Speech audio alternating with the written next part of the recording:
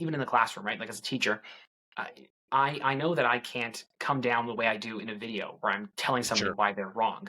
A lot of it in the classroom, especially with these 14 to 17-year-olds, it's about guidance. It's about like showing them a different way of thinking and like letting them come to their own conclusions.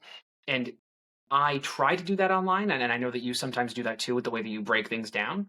But when I think about like what is the thing that I want my students to leave my classroom with, I always think I want them to have a way of looking at the world, especially in my econ class. I want them to be able to look at the world in different ways. I want them to be able to break down problems in different ways, and I want them to be able to fairly critique things.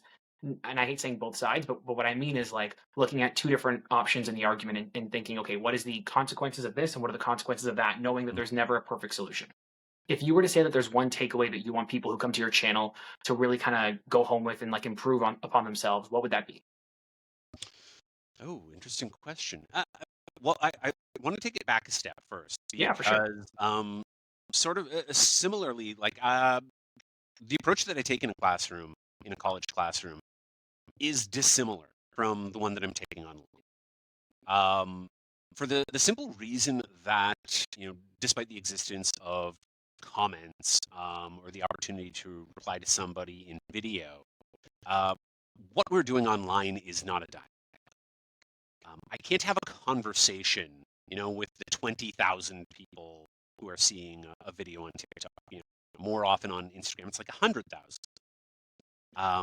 So there is going to be like a bit more of a lecture tone, and I am going to be talking at people much more than I would in a classroom.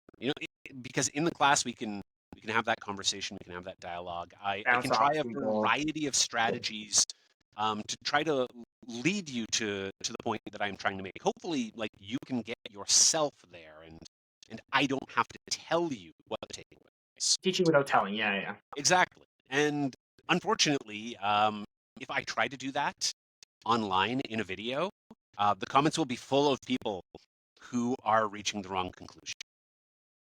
So there's a lot more hand holding, and I use a lot more force online.